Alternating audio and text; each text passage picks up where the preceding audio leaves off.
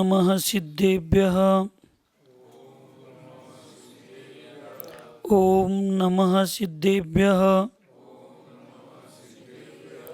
ओम नमः सिद्धेभ्यः। गुरुर्माताच पिताच गुरुः गुरुः साक्षात् जिनेश्वर गुरुः साक्षात् परम ब्रह्म तस्मै श्री गुरुवे नमः। तस्मै श्री गुरुवे नमः। पंचपरमेष्ठी भगवान की, जिनवानी माता की, आचार्य भगवंत शांति सागर जी महाराज की, आचार्य भगवंत सन्मति विद्यासागर जी महाराज की, आचार्य भगवंत सन्मति सागर जी महाराज की, 3 करोड़ महामुनि राजों की आज के आनंद की।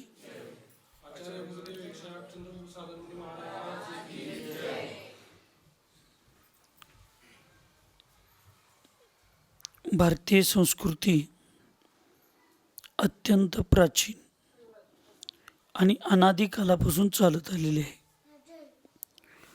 संपूर्ण विश्वामध्ये अनेक देश आहेत, पण एकमेव भारतालाच माता म्हणून संबोधलं जातं. याचं कारण भारत एकमेव देश असा आहे ज्या भारत देशामध्ये अनेक प्रकारच्या जाती धर्माची लोक जन्म घेतात आणि ती गुण्यागोविंदाने एकत्रित नांदतात. या जगाच्या जर पाठीवर अनेक महापुरुष झाले, त्या अनेक महापुरुषांचा जर जन्म बघितला, बहुतांशी 95% तर तो भारताच्या भूमीमध्ये झाला. अशा महापुरुषांना, साधू संतांना जन्म देणारी भूमी म्हणून वास्तविक भारताला माता असं संबोधलं जातं. संपूर्ण विश्वात कुठल्याही देशाला माता म्हणून संबोधलं जात नाही, फक्त भारताला संबोधलं जातं. कारण गुण्यागोविंदानं कसं जगायचं, आपणही कसं जगायचं आणि इतरांनाही कसं जगवायचं, याचा एक आदर्श दाखवणारा हा देश. मग त्याच्यामध्ये प्रभू रामचंद्रांनी वडिलांची आस्था आणि वडिलांची श्रद्धा कशी असावी हे दाखवून देण्यासाठी उद्या सकाळी संपूर्ण अयोध्येचं राज्य, वैभवाचा मालक सिंहासनावर आरूढ होणार होते. पण फक्त वडिलांच्या सन्मानासाठी आणि वडिलांनी दिलेला शब्द पूर्ण व्हावा या एका भावनेनं राज्याचा त्याग करून तीर्थयात्रेच्या निमित्तानं सुखी जीवनाचा त्याग करून कष्टमय जीवनाला स्वीकारणारा आदर्श प्रभू रामचंद्रांनी दाखवला. श्रीकृष्णांनी अन्यायाच्या विरुद्ध लढत असताना केलेली चूक सुद्धा ती धर्मच असते. कारण श्रीकृष्णांनी व्याख्याच धर्म आणि अधर्माची बदलली. श्रीकृष्णांच्या मते न्यायासाठी, चांगल्यासाठी आणि सगळ्यांना सुखी ठेवण्यासाठी एखाद्या वेळेला अधर्म करायला जरी लागला तरी तो अधर्म धर्मच असतो असं सांगितलं. कारण ज्यावेळेला युद्ध निश्चित झालं, एकीकडं श्रीकृष्णांची अक्षुण्य सेना होती आणि एकीकडं श्रीकृष्ण विना शस्त्राशिवाय. आणि त्यावेळेला मागण्याची जो पहिला श्रीकृष्णांना दिसेल उद्या सकाळी, त्याला पहिल्यांदा मागण्याची संधी. दुर्योधन रात्रभर झोपला नाही, सकाळी मला पहिल्यांदा जायचं आहे, ऐकायला लागले. आणि मग तो सकाळी लवकर उठला, आवरला आणि श्रीकृष्णांच्या खोलीत गेला. श्रीकृष्ण अत्यंत विचारवंत होते. त्यांनी झोपलेल्या ठिकाणी डोकीकडच्या बाजूला एक सिंहासनासारखं मोठं आसन लावलं होतं आणि पायाकडच्या बाजूला एक चटई टाकून ठेवली होती. दुर्योधन आला आणि त्या सिंहासनावर बसला. श्रीकृष्ण आले, हे अर्जुन आला, पण अर्जुन येताना सकाळी त्याच्या ज्या सगळ्या विधी, धार्मिक प्रवृत्तीची माणसं, ही आईचे संस्कार चांगले, सकाळी उठलं, आपलं शुद्धता, सगळी स्वच्छता केली, देवधर्म, भक्ती, भजन, पूजा सगळं आवरूनच आला तो. परत मला मिळणार नाही, मी उशिरा झालो तर माझं कसं होईल, असा विचार करून त्यानं आपली रोजच्या धर्माच्या क्रिया आणि विधी चुकवला नाही.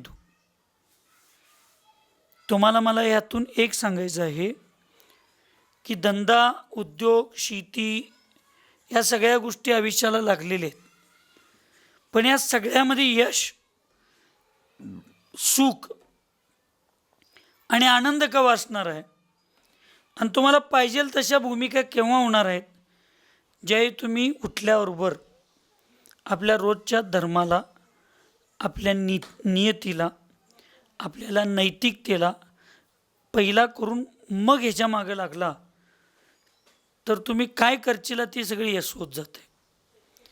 आणि स्वार्थापोटी, ईर्षेपोटी, प्रतिष्ठेसाठी, सन्मानासाठी जी लोक देवधर्म न करता कष्ट करतात, त्यांच्याकडे पैसा तर येतो पण तो पैसा टिकत नाही. यश येतं पण ते जास्त दिवस राहत नाही. पण जी लोक आपल्या नित्य क्रिया करून ह्या उद्योगाच्या आणि या सगळ्याच्या मागे लागतात, त्याला थोडा जरी पैसा आला तर तो टिकतो आणि तो सुखाला आणि समाधानाला निमित्त होतो. पांडवांना बाहेर काढलं. एक ते काय, खंडक असलं एक डोंगर, काटे, दैत्य, पशु राहतात असला एक भाग त्यांना दिला. पण त्यांच्याकडं नैतिकता आणि धर्म आणि आईवडिलांच्या बद्दल अत्यंत आस्था असल्यामुळं त्यांचं 6 महिन्यात, थोड्याच दिवसात तिथं नगर आणि राज्यच, इंद्रप्रस्थ नगरच जमलं. हस्तिनापूरची लोक तिकडं चालली राहण्यासाठी आणि यांचं स्वतःचं सगळं पूर्वजांच्यापासून असून सुद्धा यांच्यापाशी लोक टिकायला तयार नाही. का? तर ते नैतिकतेनं आपला मार्ग सोडले नाही. तसं तुम्ही गवळीवाडीतील सगळे लोक, आमच्या प्रथम तीर्थंकर आदिनाथांनी जे सांगितलं, आयुष्यात येऊन 2च काम करायचं, ऋषी बनो या कृषी करो. एक तर आयुष्याचा आनंद 2च गोष्टीमध्ये आहेत. वर्तमानातल्या काही लोकांच्या प्रवृत्तीमुळं, राजकीय व्यवस्थापनेमुळं शेतकरी थोडा दुःखी असेल, नाहीच नाही, पण शेतकऱ्यांच्यासारखा स्वाभिमानी आणि स्वावलंबी या विश्वात दुसरा कोण नाही.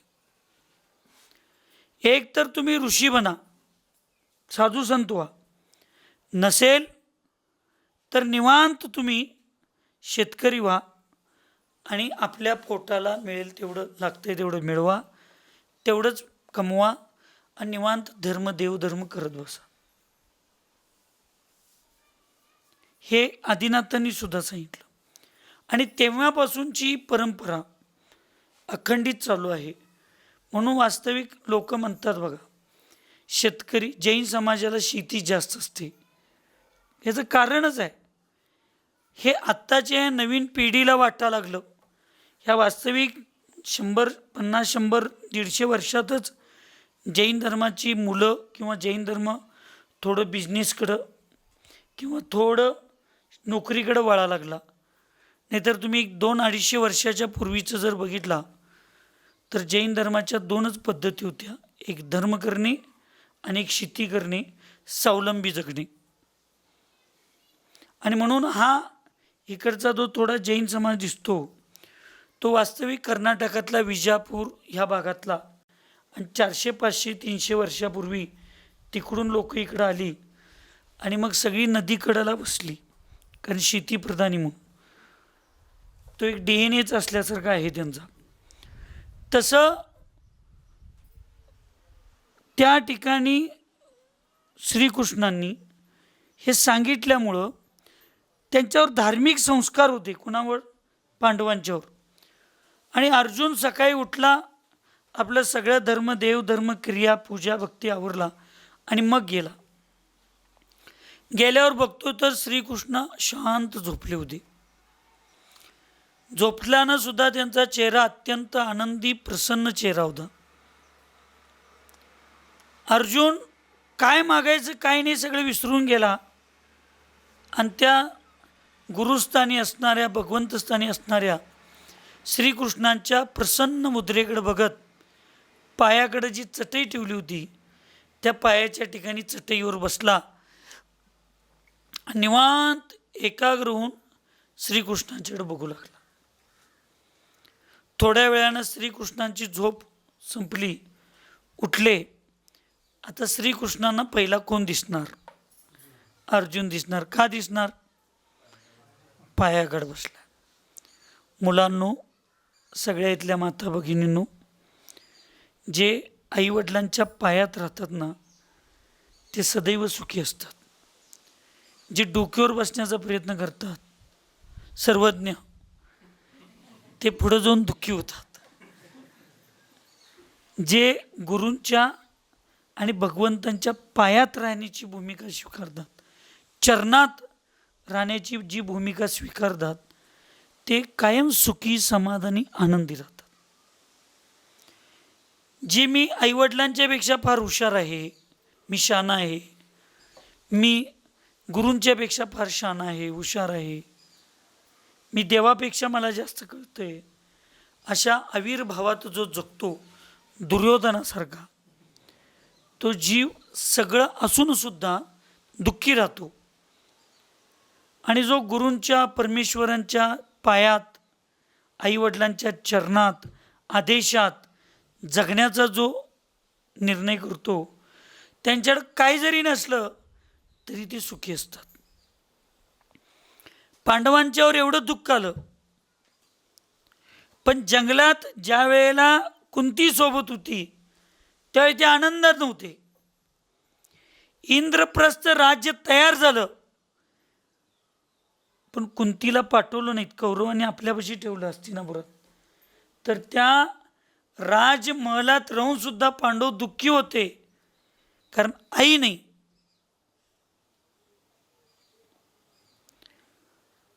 आम्हाला ते खांडवप्रस्थ मिळालं म्हणून ते दुःखी नव्हते, उलट आनंदी होते, कारण भीष्म संकट येतो म्हणला होता म्हणून, आजा सोबत येतो म्हणली म्हणून.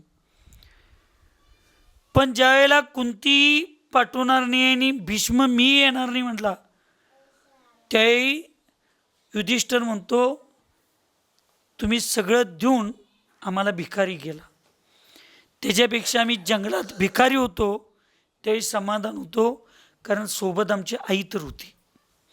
आज सगळं देऊन माझ्या आईला मांच्यापासून हिरावून घेतला, आम्हाला सगळं असून सुद्धा आम्ही भिकारी आहे. स्वामी तिन्ही जगाचा, आई विना भिकारी. त्यामुळे तो प्रसन्न मुद्रेत होता. कधी श्रीकृष्ण उठले आणि दोनदा विचारले हे पण त्याच्या लक्षात नाही. आणि श्रीकृष्णांना पहिला अर्जुन दिसला आणि श्रीकृष्ण म्हटले की मला माहीत होतं पहिल्यांदा तुलाच मागायची संधी मिळणार आणि तू मला दिसणार. तेवढ्यात दुर्योधन म्हणतोय मी आलोय पहिला. मग श्रीकृष्णांना वळून बघायला लागलं. ऐकायला का सगळी मुलं? हां, जिथं आई वडिलांना आणि गुरूंना वळून बघायला लागतंय, म्हणजे मागे फिरायचा सुद्धा त्रास देण्याची भूमिका जी मुलं निवडतात, जे शिष्य निवडतात, ते यशस्वी कधी होत नाही. म्हणून श्रीकृष्णांनी मागं वळून तुम्ही पण आलाय वय, खरं तुम्ही पहिला जरी आला असला तर माझा नियम पहिला कोण येणार आहे त्याला नाही, मला कोण पहिला दिसेल त्याला मागण्याची संधी द्यायचा माझा नियम आहे. त्यामुळे तुम्ही आला, पण सिंहासनाची एवढी तुम्हाला आतुरता लागलेली आहे, तुम्ही गुरुच्या मागं सिंहासनावर बसला, पण यानाला गुरुची आतुरता आहे, यांनी पायात बसले. त्यामुळे मला पहिला अर्जुन दिसलाय, पार्थ दिसला, त्यामुळे मागायची संधी त्याला पहिला. अर्जुनानं म्हटले मागू का मी? मागा. श्रीकृष्ण म्हटले एकदाच मागायची संधी आहे, परत पश्चाताप नाही, परत फेरबदल काय होणार नाही, माग तुला काय पाहिजे. अर्जुन म्हटला मला तुम्ही पाहिजे. दुर्योधनाला इतका आनंद झाला, उड्या मारायला चालू केला. दुर्योधन म्हटला झालं, ठरलं, आता ठरलं, अक्षुण्य सेना आम्हाला, तुम्ही त्यांना. श्रीकृष्ण म्हटले नाही, तर थांब, पार्थ भावनेच्या भावनात तू मागू नकोस. इकडे अक्षुण्य सेना आहे, इकडे मी आहे, पण हातात शस्त्र घेणार नाही, मी नुसता मोकळा आहे, माझा उपयोग तुला काही होणार नाही. त्यावेळी ते श्रीकृष्ण म्हणतो, अर्जुन म्हणतो आम्हाला शक्तीची गरज नाही, आमच्या 5 भावांच्या मनगटीमध्ये एवढी शक्ती आहे, आम्हाला शक्तीची गरज नाही, त्या शक्तीचा उपयोग कसा करायचा या मार्गदर्शन करणाऱ्या गुरुची गरज आहे. आम्हाला गुरु पाहिजे, त्यामुळे आम्हाला तुम्ही पाहिजे. श्रीकृष्णाला आनंद झाला. आता म्हटलं याच्यात काय हे दुर्योधनाला आनंद झाला, आता याच्यात काही बदल नाही, आता काही बदलायचं नाही, हे ठरलं. ठीक आहे म्हटलं, आता चला काय त्याला पर्याय नाही. त्यावेळेला श्रीकृष्ण, अर्जुन, दुर्योधन, शकुनी मामा हे सगळे त्या अक्षुण्य सेनेच्या जवळ गेले आणि सांगितले अक्षुण्य सेना तुमची घेऊन जावा.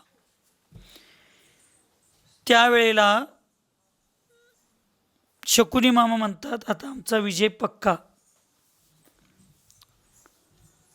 श्रीकृष्ण म्हणतात ते कसं पक्का? आमच्याकडं अक्षुण्य सेना आहे, आमच्याकडं भीष्मासारखा सेनापती आहे ज्याला इच्छामरण आहे, द्रोणाचार्यसारखे सेनापती आहेत त्यांच्याकडं अमरत्व पद आहे, आणि कर्णासारखा सेनापती आहे ज्याच्याकडे कवच कुंडल आहे. 3 महापराक्रमी सेनापती, एवढी अक्षुण्य सेना सगळी असताना आमचा पराभव कसा होईल? श्रीकृष्णाने हसत हसत म्हटले बघा, ऐका युवराज, श्रीकृष्णाने हसत हसत म्हटले त्या तिघांच्या मृत्यूनंतर, ते म्हणले या तिघांचा मृत्यू होऊ शकत नाही कपट केल्याशिवाय, आणि कपट करण्यासाठी अधर्म करावा लागतो, आणि तुमची तर बाजू धर्माची आहे, त्यामुळे तुम्ही कपट कधी करणार नाही, आणि कपट केल्याशिवाय हे सगळे मरणार नाहीत. श्रीकृष्ण म्हटले कपटानच मरणार. त्यावेळी ते म्हणले तुमच्या धर्माची भूमी आहे आणि तुम्ही कपट कसं करणार? त्या श्रीकृष्णांनी व्याख्या सांगितली. अन्यायाच्या विरुद्ध लढाई करत असताना आणि धर्मसाम्राज्य स्थापन करत असताना केलेला कपट आणि अधर्मसुद्धा धर्माच्या श्रेणीमध्ये येतो, आणि एखादं धर्माचं कार्य करत असताना अन्यायाची आणि एखाद्या जीवांची म्हणजे जीवांच्यावर अन्याय होत असेल तर तो धर्मसुद्धा अधर्माच्या कोटीमध्ये जातो. त्यामुळे मी कपट करणार, आणि पांडवांचं धर्मसाम्राज्य, न्याय साम्राज्य स्थापन करण्यासाठी ह्या सगळ्यांना मरावं लागेल, आणि ते मरण्यासाठी मला कपट करावं लागेल, छळ करावा लागेल आणि तुम्ही करणार. म्हणजे श्रीकृष्णांनी धर्मसाम्राज्य, न्याय साम्राज्य निर्माण करत असताना थोडा असत्याचा आधार घेतला, पण त्याला सुद्धा सत्याच्या कोटीमध्ये नेऊन ठेवलं. अशा श्रीकृष्णांना जन्म देणारी ही भूमी, म्हणून भारताला माता म्हणलं. एक तर साधू संतांचं जीवन सुखी असतं, नसेल तर शेतकऱ्यांचं जीवन सुखी असतं. कारण शेतकरी स्वतः कष्ट करतो आणि सगळ्यांचं जीवन सुखी आनंदी राहण्यासाठी धान्य पिकवतो. म्हणून तो शेतकरी आनंदी आणि समाधानी असतो.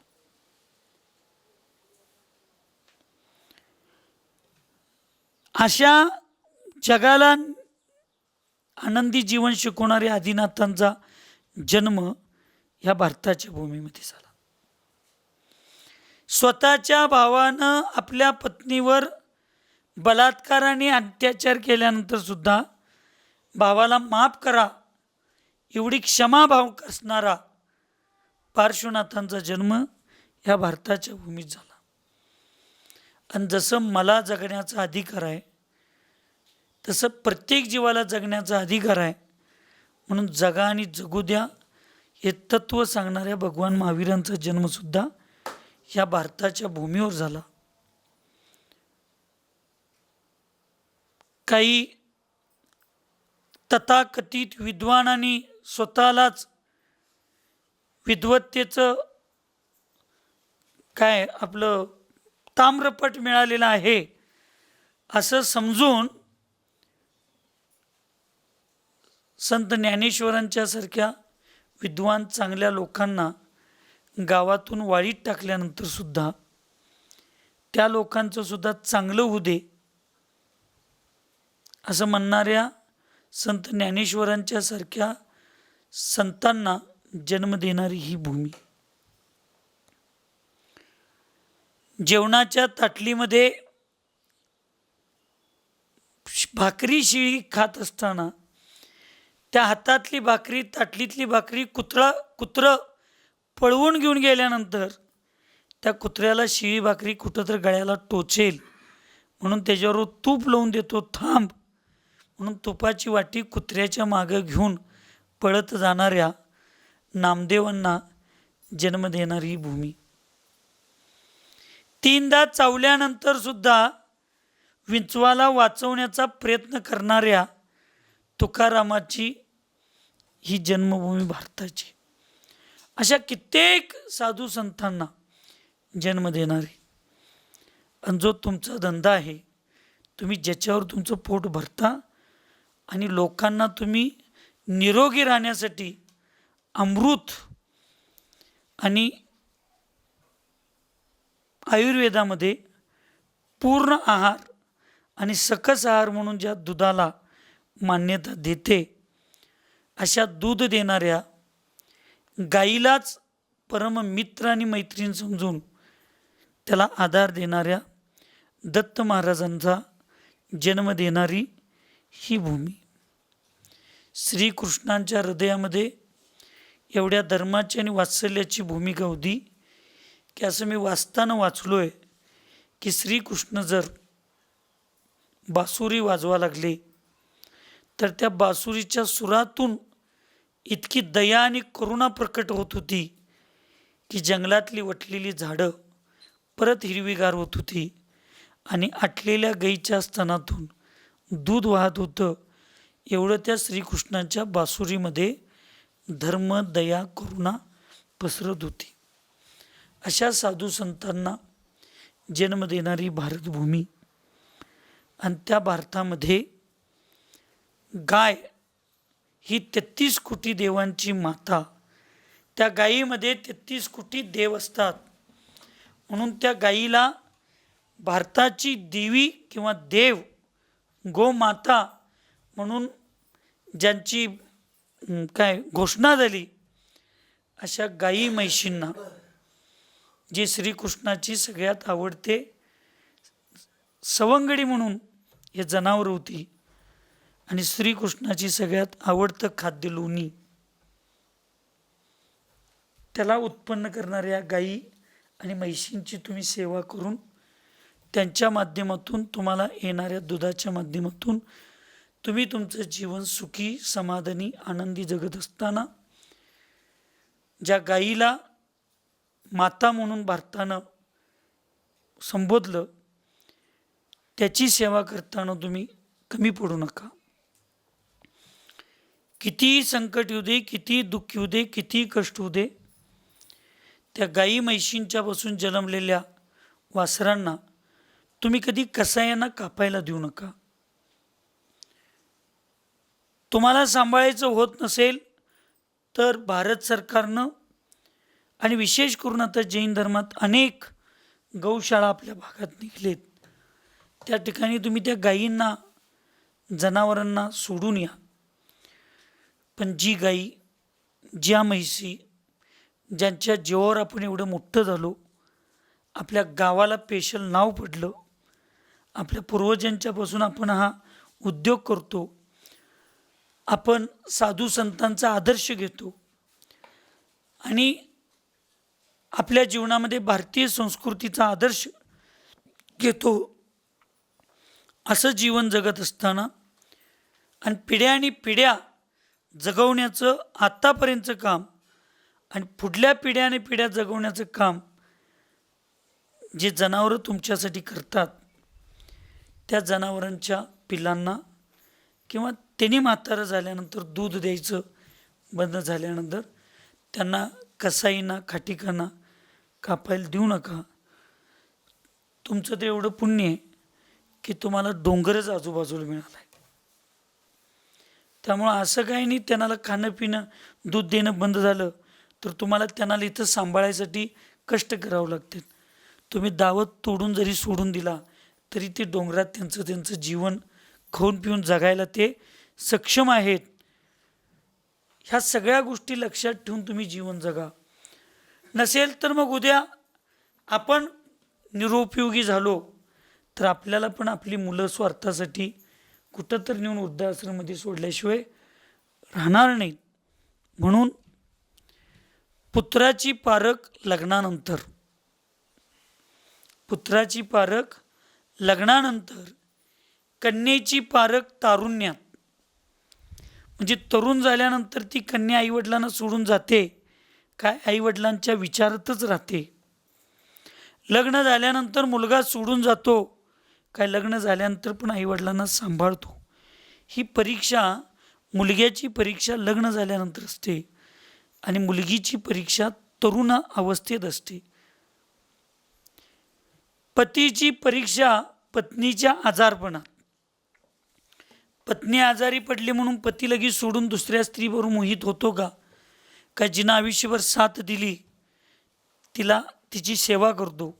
ही पतीची परीक्षा पत्नीच्या आजारपणात असते आणि पत्नीची परीक्षा पतीच्या गरिबीत आणि कष्टाच्या दिवसात असते. मित्राची परीक्षा संकटात असते. भावाची परीक्षा भांडणात असते. म्हणजे जर आपल्या भावावर कोणतर भांडून अन्याय करण्यासाठी आणि त्याला संकट निर्माण करत असतील त्यावेळी आपला सक्का भाऊ खरोखर आपला आहे का नाही, ही ओळख त्या भांडणात, भावाची ओळख भांडणामध्ये होते. बहिणींची ओळख परीक्षा संपत्तीत होते. या सरकार कितीही म्हणू दे मुलींचा हक्क आहे, मुलींचा हक्क आहे, पण मुलींनी एकदा विवाह करून गेल्यानंतर आपल्या भावाच्या संपत्तीकडे बघायचं नसतं. आता 4-5-6 दिवस एक बजेट आपलं काय एक हे निघलं, आदेश GR निघला की मुलींच्या वडिलोपार्जित संपत्तीमध्ये मुलगीनंतर तिच्या पतीचा आणि सासरवाड्यांचा अधिकार असणारं नाही, असा एक आदेश पारित झाला. मुलगी बहिणीची परीक्षा संपत्तीत असते. अपत्याची म्हणजे घरातील वारसदारांची परीक्षा म्हातारपणात असते. आणि या सगळ्या परीक्षेत आपण जिंकलं पाहिजे. परिपूर्ण कर्तव्याचं पालन केलं पाहिजे. कंठ दिला कोकिळेला पण रूप काढून घेतलं. हा निसर्गाचा नियम आहे.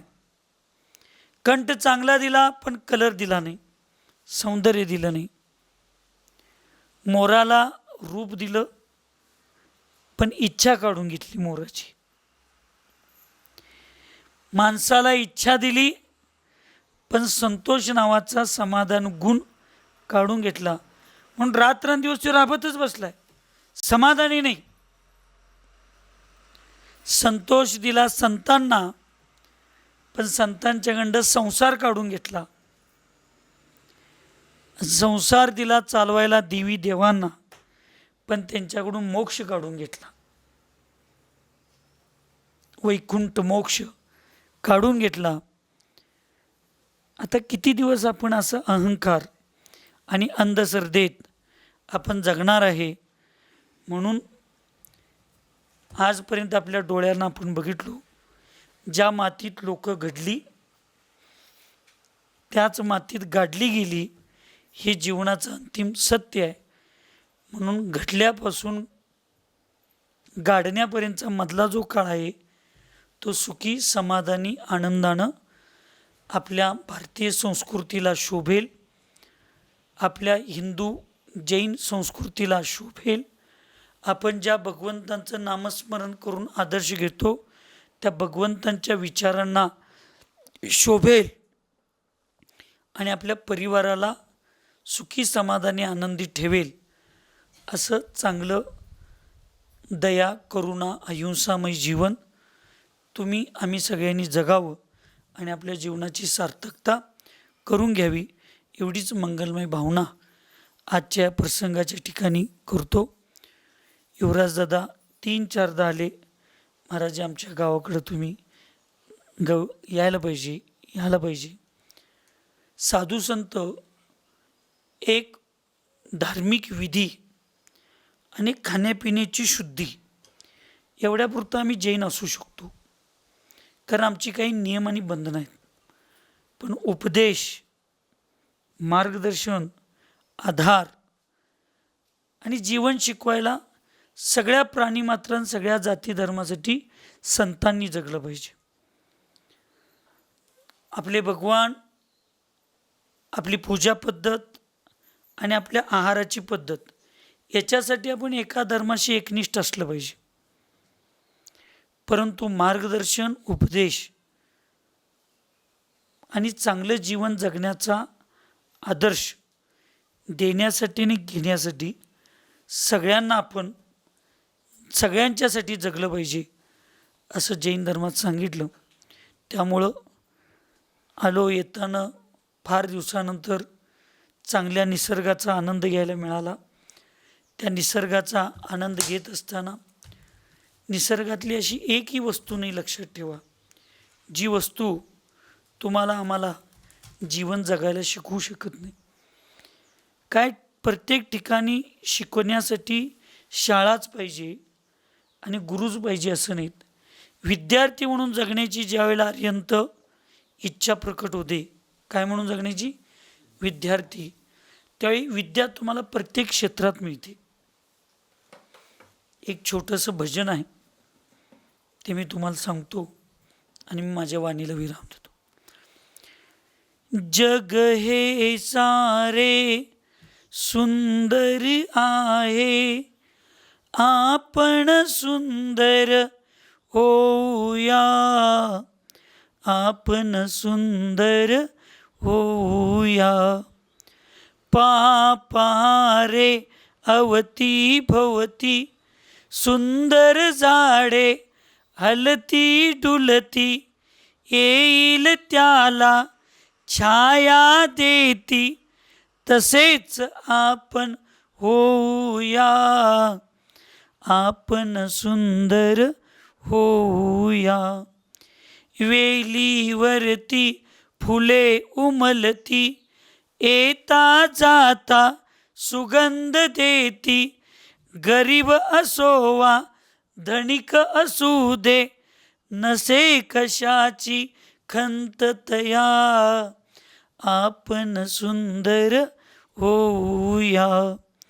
निळ्या आभाळी पक्षी उडती, किलबिल किलबिल गाणी गाती, एकपणाने सारे रमती, तसेच आपण होऊया, आपण सुंदर होऊया. वारा वाहे झुळझुळ सुंदर, असो झोपडी महाल की घर, सुखवी गरिबा सुखवी धनिका, भेद भावना मनीतया, आपण सुंदर होऊया. नकोच दिसणे केवळ सुंदर, ऐकायला महिलांनो मुलींनो, नकोच दिसणे केवळ सुंदर, अंगी बनवा गुणही सुंदर, त्याच गुणाचे होते कौतुक, चला सद्गुणी होऊया, आपण सुंदर होऊया, आपण सुंदर होऊया. पांडुरंगाचा काळा कलर, श्रीकृष्णाचा निळा कलर, तरीसुद्धा लोक त्याची पूजा करतात. त्याच्या कलरची पूजा करतात काय त्याच्या गुणाची पूजा करतात? आपण सुद्धा या बाहेरच्या कलरवर आणि बाहेरच्या संपत्तीवर स्वतःचा मोठेपणा आणि कर्तृत्व सिद्ध करण्यापेक्षा आपल्यातील गुणांच्या माध्यमातून आपल्यातलं चांगलापणा सिद्ध करण्याचा प्रयत्न करूया. एवढीच या ठिकाणी भावना करतो आणि थांबतो. सुखी रहे सब जीव जगत में, कोई कभी न घबरावे, वैर पाप अभिमान छोड़ जग, नित्य नई मंगल गावे. ओम नमः. सबको क्षमा सबसे क्षमा.